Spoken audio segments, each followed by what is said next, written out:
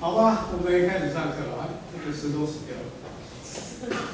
那个今天Frank 老师要跟大家介绍东南亚的印度话跟伊斯兰话。我们知道那个整个东南亚文化是多元的，它有在地的，然后呢曾经受到印度文明的影响很大哈。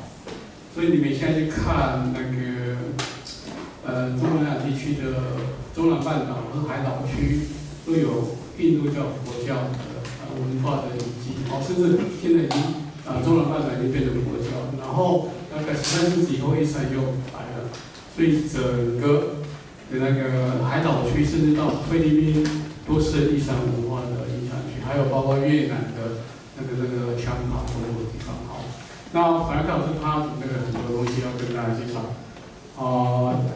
用英文上课，但是用很简单的英文跟他那个介绍啊。如果说你们听不懂，待会1点半我会过来，然后剩下时间会给大家来问问题跟讨论。那个张委员他可以帮忙解说。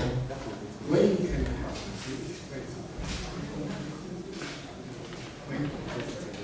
，OK， 所以我1点半我会再过来。好，那你们就好好上课吧。老师要不灯，另外一只比较有电。我们欢迎。他是比利时人，东南亚历史专家。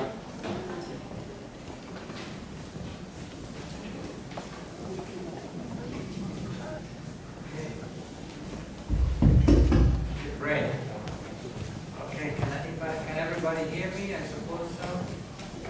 Okay, if you were in my class this week, you've heard part of this before, right? Because I was asked by Professor Navio to talk about the Indianization and also the Islamization of Southeast Asia. So basically, to introduce myself maybe a little bit, right? I am originally from Belgium. I studied my first MA degree in Lund University in Sweden. And then I studied in Indonesia in Gajah Mada University. It's a place somewhere in the center of Indonesia, in Java Island. And then I went to the United States. After that, I lived in Brunei, Darussalam, and now I'm here in Taiwan, right, in CKU. Okay.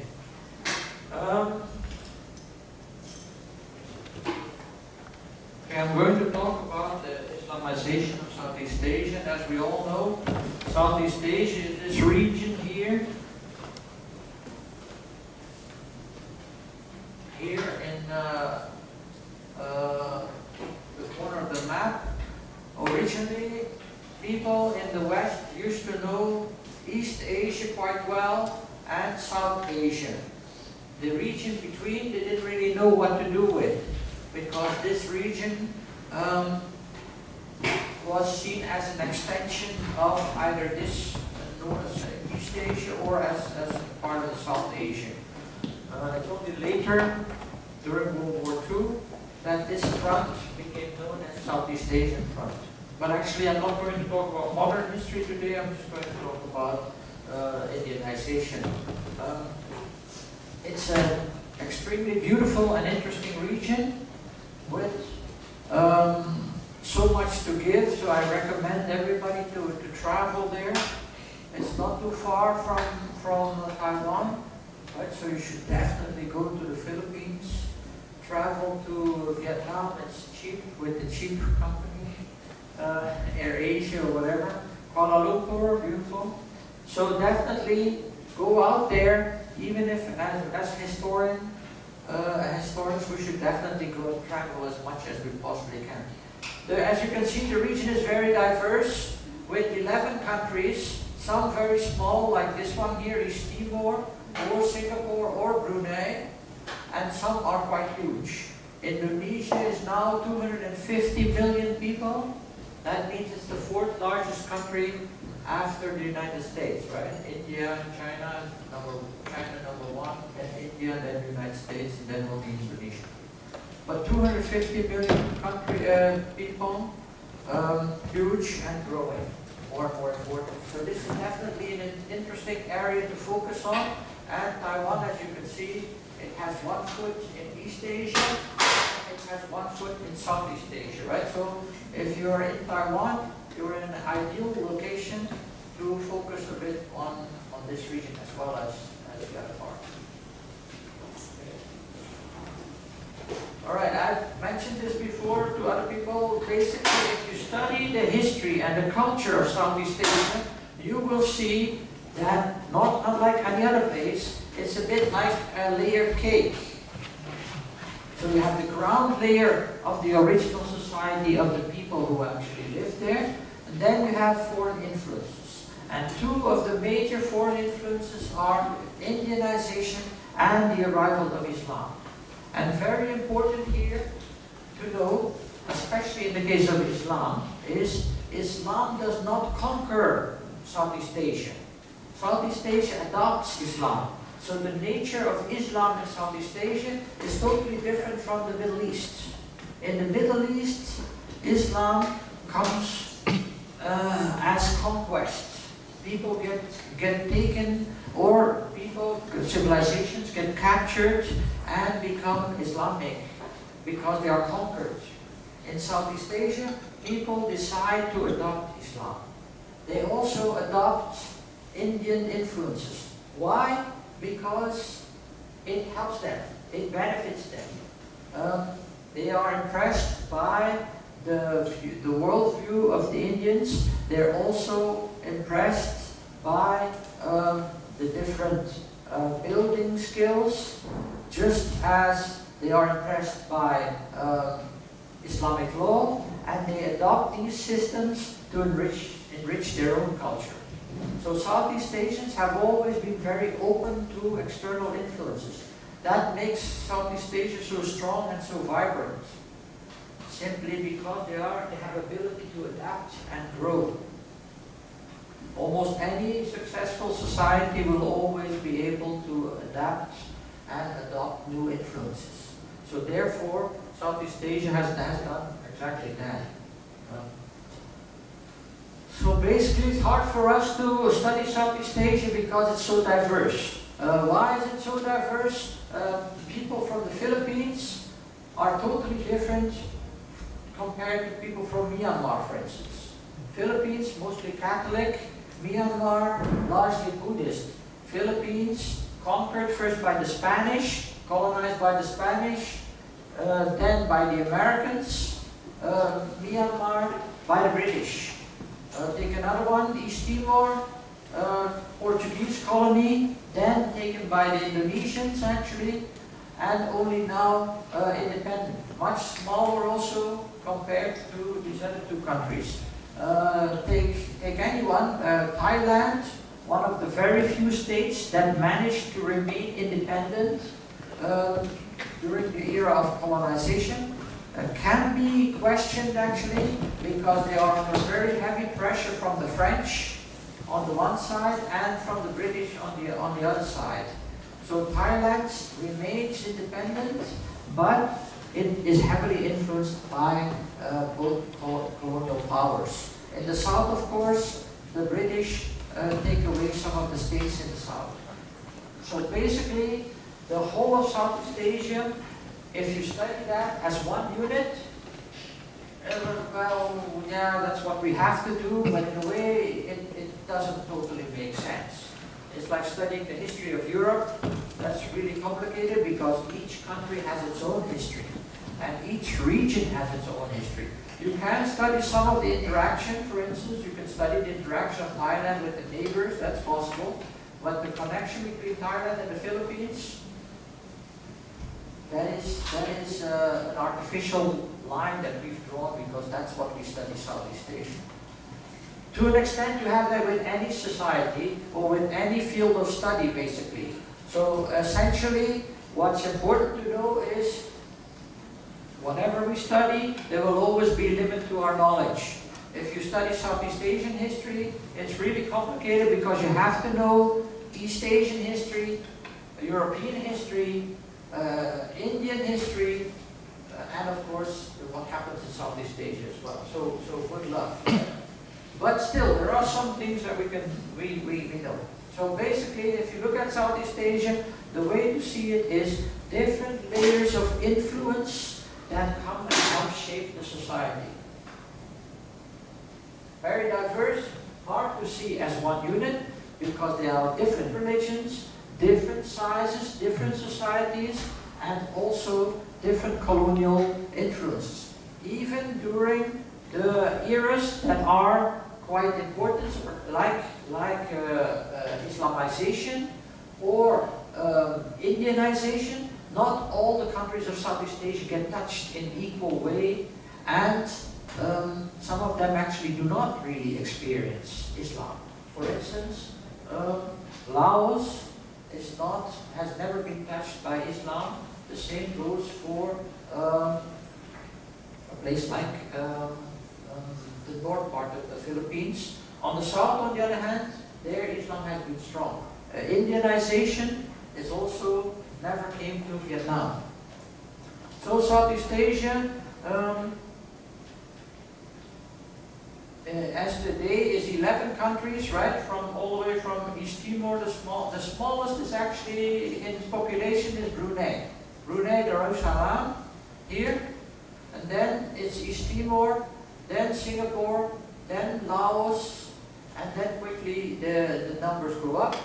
Cambodia, Malaysia, two halves here. You have one part, West Malaysia, and one other part, the Borneo part of East Malaysia. And then countries start to become larger and larger. Burma, about 50 million people. And then the larger countries would be Thailand, Vietnam, the Philippines, and Indonesia is about 40% of the 600 million people. So it's quite huge. Okay, so various different influences. You have the indigenous Southeast Asian societies, then you have Chinese and Indian influence, and then Islam, colonialism, and then of course World War Revolution, independence, and now we have the ASEAN movement in Southeast Asia. So the Indianization. This gentleman on top here is a very famous person. His name is Georges Sédès. Georges Sédès, a French scholar, and he wrote the book Les États hindouisés d'Indochine et d'Indonésie, the Hinduized states of Indochina and Indonesia. Indochina was the word used for the French territory that was halfway between China and halfway between India. It's basically what is now Vietnam, Laos, and Cambodia. They called it Indochina because it was to indicate it wasn't China, but it wasn't India. So the knowledge actually at the time of the name giving was very, very limited. Indonesia, Nesia actually means islands. Just like Malaysia, the islands. Malaysia, the islands of the Malays. Indonesia, Indo, the islands of India. That's basically where the name originally comes from. And that has to do, of course, with the Indianized islands. Because people could see that the culture in Indonesia has a similarity to India. Because in India as well, you find a mix of Hindu and Muslim people living together. And you have a similar situation in Indonesia, because there you have very strong influence of Hindu-Buddhist culture supplanted by Islam. So the states that now are Indianized use the hallmarks that we can see is they use Indian languages, and they're also referred to in Indian sources. So Indian literature, we have different kinds of Indian literature, and Indian languages, we have Pali, Sanskrit, and Tamil. And we can see references to Southeast Asia show up in different sources that we find in India. We have the Arthasastra, the Mahadinesa, and Ramayana, the Mahabharata. So various of these epics have been adopted by the Southeast Asians. So the principalities and the states in Indonesia and different areas started to adopt this culture in the way they structured their state. And you can see that in a lot of the monuments that we will see. First, India-inspired kingdoms start to originate from the 1st century until the 4th century. This is the first time that we can see states in Southeast Asia notably using and having traits from India. And this area, of course, is the area of Funan. Here you can see Indianization taking place first. Also here in this region, the Malay state, the Malay Peninsula, and also on Champa. So of course the trade route between China and of course India. So these areas are most influenced by Indian systems and Indian beliefs, and not only Indian beliefs but also the Indian structure of the state. Second wave of Indianization arrives a little bit later. This is the 4th to 6th century, and then you can see that the states of Southeast Asia and their adaptation of Indianized systems starts to become stronger. Funan and Champa become stronger states, and also the states on the Malay Peninsula grow even stronger. So from the middle of the 6th century there is a decline. There is a decline.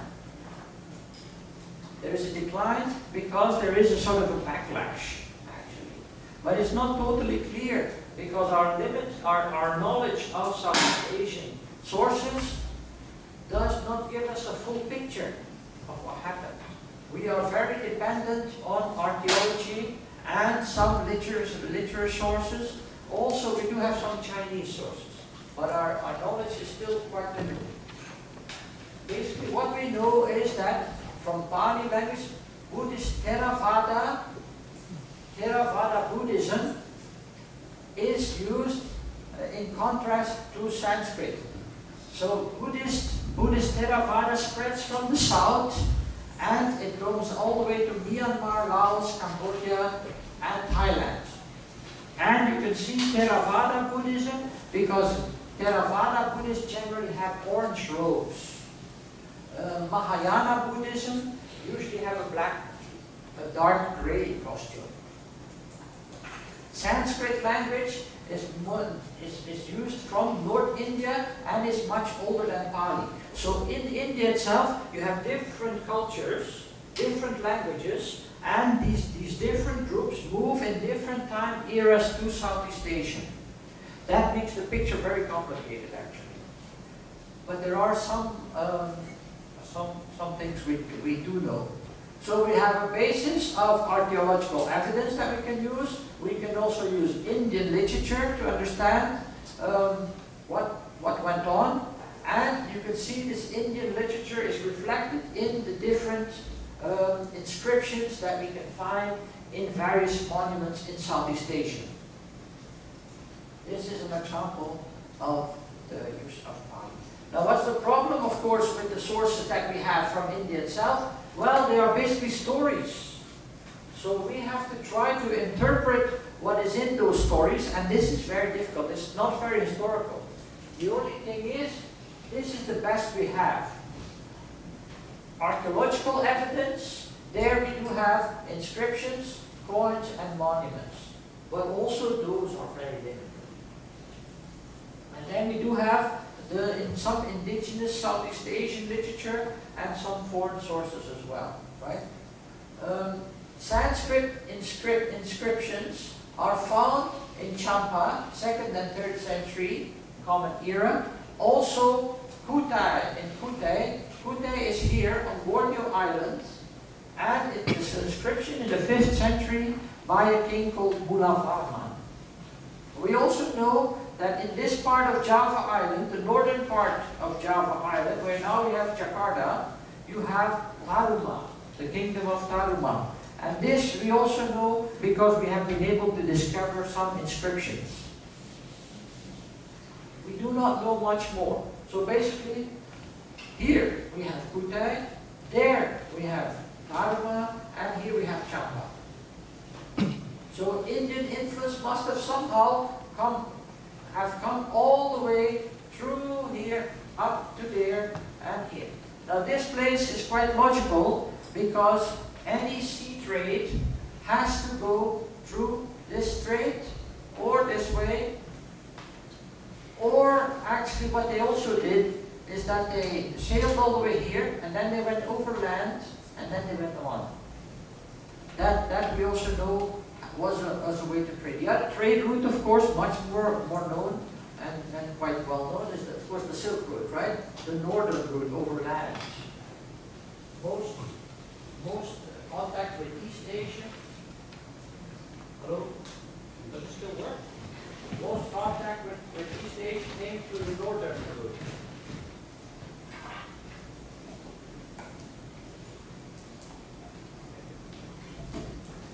That one work? Okay, well, as long as something works. Okay. So basically what people used to think originally, let's get heavy here. So what people used to think originally was that when the Indians came to Southeast Asia, they colonized them. They colonized people in Southeast Asia. This picture has been discredited and is wrong. Why did people think that the Indians came and colonized the Southeast Asians? Well, it's very simple. You see all these Indian temples, you see Buddhism, you see very clear Indian culture everywhere. So there was an assumption that when the Indians came to Southeast Asia, they had a desire to conquer or to convert people, or they were interested in gold. These ideas are all no longer believed.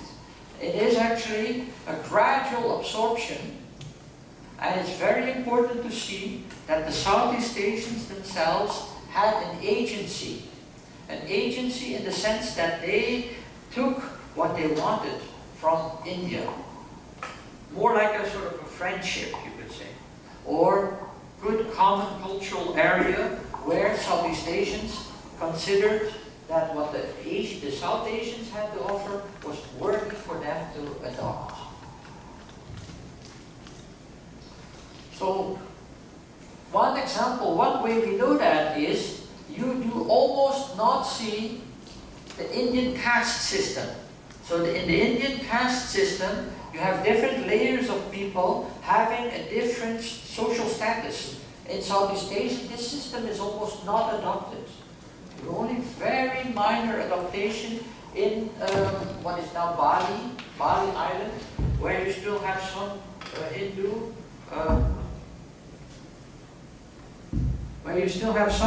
influence, but even there the caste system was not adopted. So Southeast Asians are more egalitarian compared to the South Asians.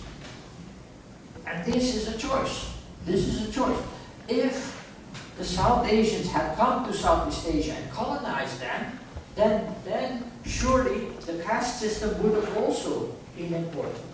So because of that, we can know that the Southeast Asians decided what they wanted or what they did not want. And this will be the same as in the case of Islam, as we will see later.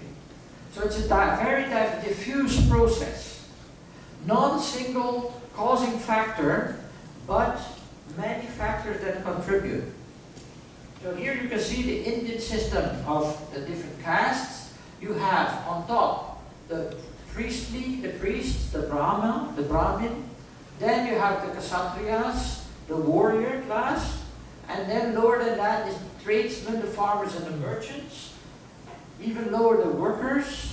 And below that are the Dalits. And the Dalits are the untouchables. The Dalits do the dirty work. Anything touching excrement or touching blood is unclean. This is the system of India. Even today, it's very strong. This you do not find in Southeast Asia.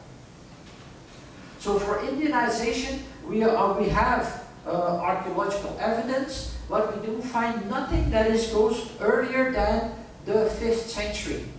late 4th century, you have the Borneo inscription of Kutai. One inscription, one or only a very few number of inscriptions on one big stone. That's it.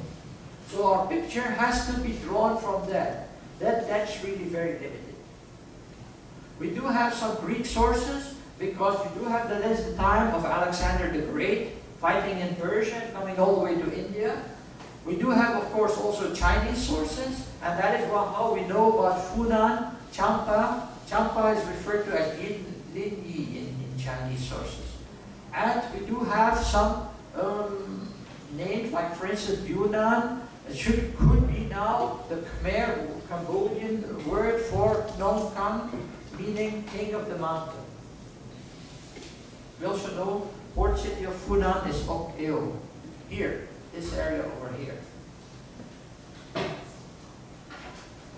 Chinese sources, we have the source called there Kang Tai, 3rd century Chinese account of a legend.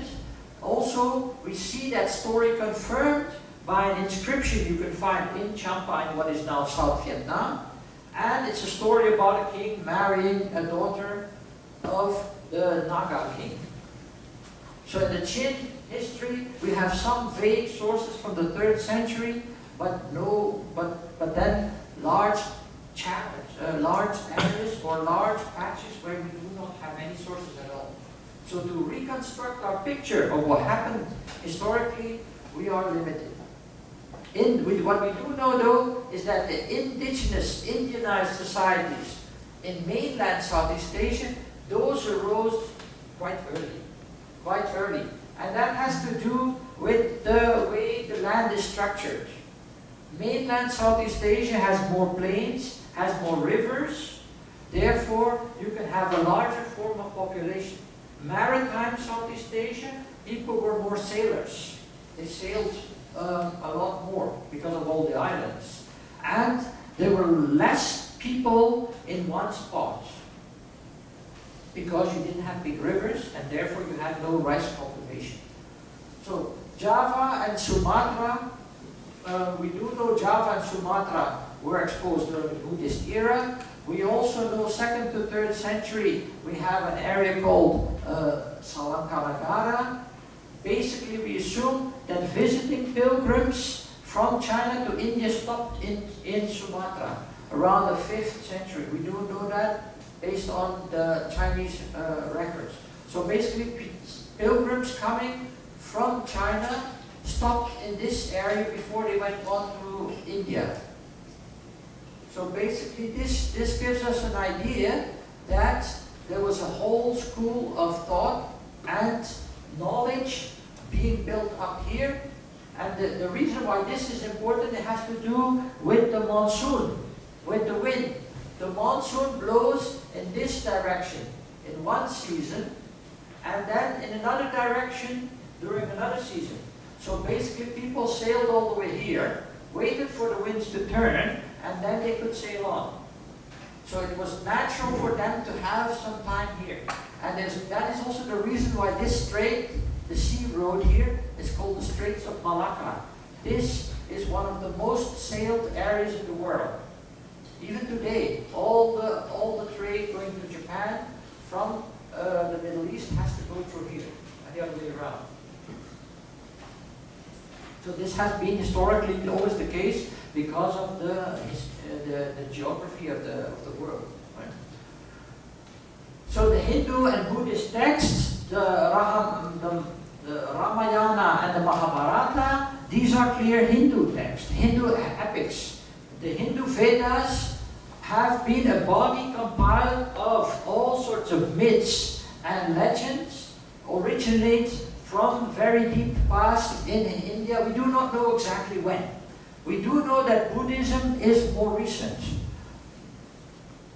So the 2nd century before the Common Era, so before Christ, the 2nd century before the Common Era, these influences start to appear and come into Southeast Asia. There they are copied and adapted to their own needs. And you can find a lot of the stories of the Ramayana and the Mahabharata in the different temples in, for instance, Angkor Wat.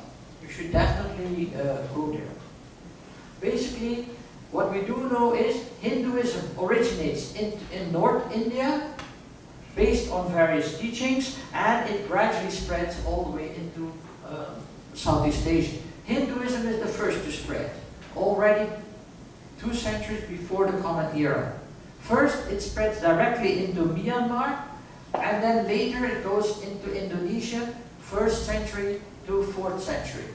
And we know that because of Kutai and the areas of Tarumanagara, where we found these inscriptions. Also Kalinga in central Java.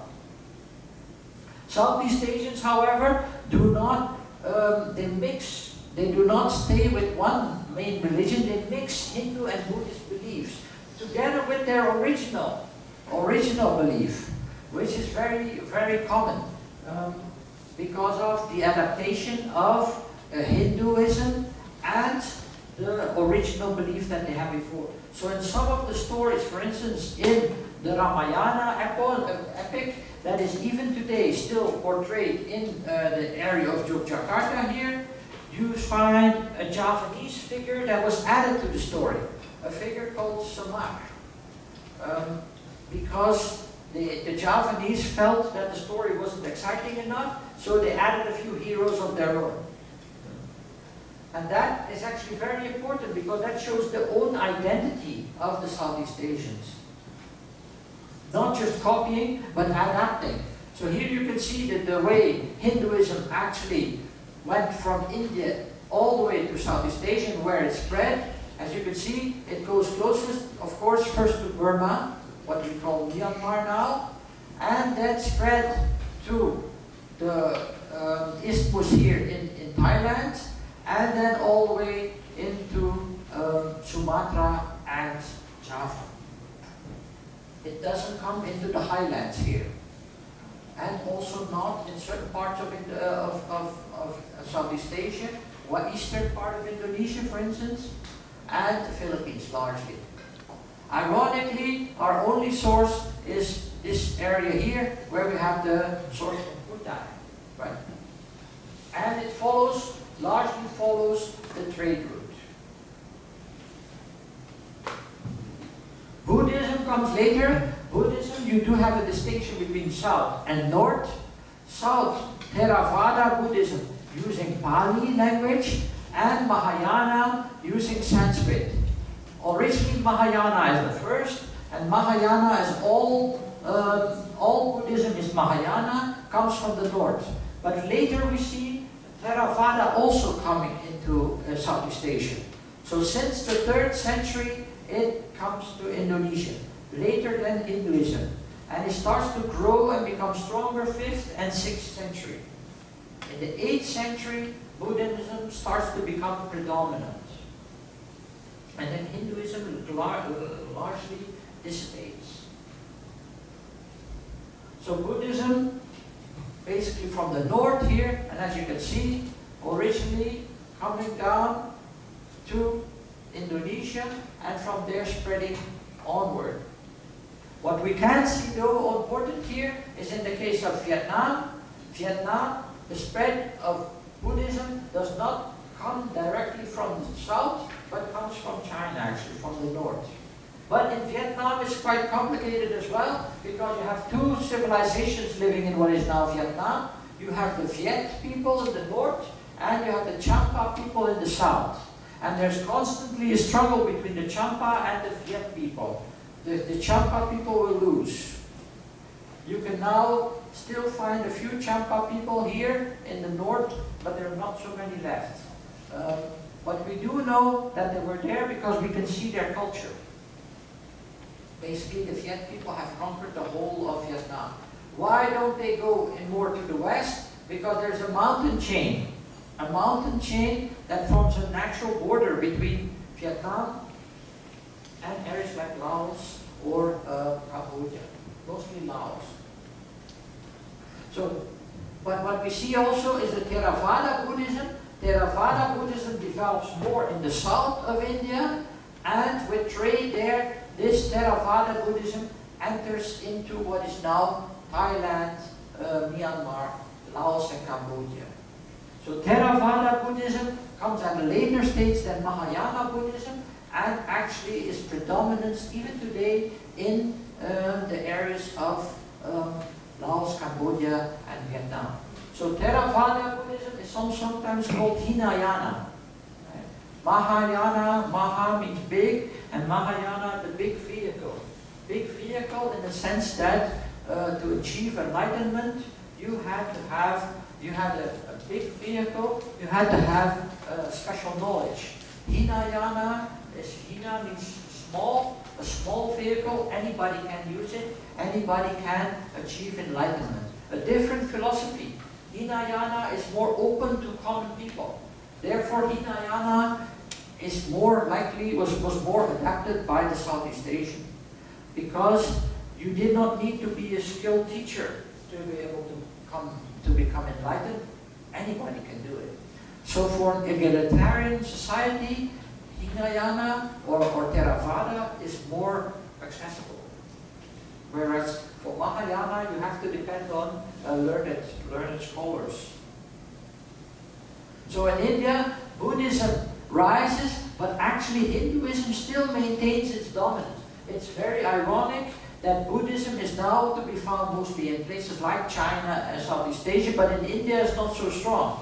Hinduism has stayed strong because Hinduism was a kind of a folk belief, and that folk belief was hard to eradicate. Therefore, after a while there was a backlash, and Hinduism reasserted its position in India. But in Southeast Asia, Hinduism becomes more and more marginal. Only in places like Bali, you can still find it, and Buddhism is now very dominant. And also, of course, in East Asia, Japan, China, and those places. Taiwan, of course, right? Hinduism actually emphasizes that hierarchy of society, and Buddhism is more egalitarian.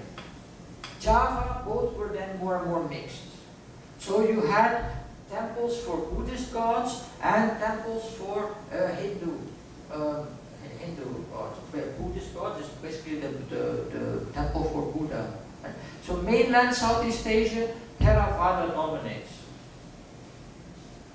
But not in Vietnam, because in Vietnam the influence comes mostly from China, and there you see Mahayana. So Theravada is actually a split off of the Mahayana Buddhism in the 4th century, and it's more open, and therefore it is more appealing. Tantric Buddhism, you also find that, it's called the Vajrayana. It's a diamond vehicle, and it's a later form. It doesn't really come to Southeast Asia that much. Here you can see this person here is clearly from Mahayana group, and this is Theravada. So different costumes basically. Not everywhere, but largely in Southeast Asia, and this area here, and also what is now Sri Lanka, you see the Theravada. In the north, and in what is now East Asia, oh, my battery died. East Asia, you can see Mahayana influence. And also notice how that also is the case in Vietnam. Right? It's very much connected to the trade routes. The trade routes, and as I said, very important here, the Straits of Malacca. Malacca is a name of a little port town that is here. Not that same one as indicated there. Later becomes very important during Islam. Here you see Malacca. And that's why the area is called the port, the Straits of Malacca. Malacca is very important because it's a natural harbor. Only there do you find the best place to anchor your ship. And the king of Malacca was very intelligent. He had an open port, and he allowed all traders to come, but he charged some kind of a fee. And because of that, Malacca became very wealthy. But they were defeated by the Portuguese, basically because they didn't have a strong enough army.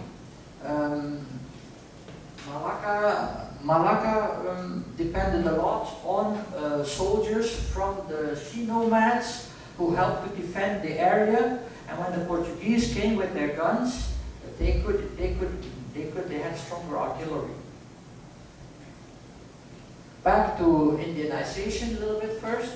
So, in the 5th century, we do have some sources that refer to Java as, for instance, Choco, and Java pronounced in the Javanese way sounds Jogo. It sounds a bit similar. However, again, like I said, these sources are very much controversial. There's a lot of debate between different scholars. We do know from the archaeological evidence that things like this have been discovered, and stone inscriptions such as these. Here we can see, for instance, one of those stone inscriptions. And this is where we get our sources from. So it's very possible that in the future, if we find another stone inscription somewhere, our picture will change. Our picture will change because we depend on what we find out. And recently, not so long ago in the Philippines, that actually happened. About 20, 30 years ago, not 20 years ago, they found a certain bronze plaque, and that allowed them to know much more about the kings in the area of what is now Manila. So again, Indianization must be seen as a wave that influences Southeast Asia, but you cannot see Southeast Asia as just an extension of India. Adaptation and also the adoption of teaching is very selective. What do they choose? Use of Sanskrit or Pali, Indian system of kingship and social order, and Hindu-Buddhist cosmology. Hindu-Buddhist cosmology and worldview. And that worldview you can see in the different temples. This is the famous temple of Borobudur in central Java, the largest Buddhist monument in the world. And you can see these are little Buddhas, normally in these kind of stupas. You can also see Hindu influences. This is the mythical Garuda bird with Vishnu on top. Vishnu on Garuda, and this one here this is the Indian example, and this is the Indonesian example. So the Indonesians changed the bird a bit, and now Garuda is the name of the national airline company of Indonesia, and also a very important national symbol of Indonesia, Garuda Pancasila symbol. The king also starts to have the facial traits of King Erlangga from what is now the area of Surabaya. So the Indonesians adopted the original mythology and made it into what their own is. Back to our Borobudur temple. Borobudur temple is the largest monument in the world, and it's a Buddhist monument. But not very far from there, in the same area, you find the Prambanan temple, and this is a very important Hindu monument as well. So what that leads us to believe is, you can see to build something like that, you have to have a lot of money. Means you have to control a lot of people, you have to have the economy, the manpower, and you have to be able to build something like that. So that shows us that Southeast Asian civilization was at that time already very developed and very highly skilled. And as you can see, this is a mandala system where they represent the cosmos. The monument represents the cosmos, and the pilgrims could actually go up the stairs, walk around, go up the stairs again, walk around, and that was what they did. It's huge. It's quite huge. So the influence that comes from India, again, I can only stress enough, were adopted and adapted to the needs of the Southeast Asian. From the end of the 7th to the beginning of the 9th century, Southeast Asian culture starts to develop more and more on their own. So you see the Srivijaya kingdom rising in Sumatra, Cambodia divided into Lanchenla and Sirchenla. Cambodia, of course, very famous for the Khmer Empire later. You also have the Sanjaya dynasty in Java, also the Sailendras. Southern part of Champa also becomes quite important, and Burma as well is very important as different areas where Southeast Asian culture rises.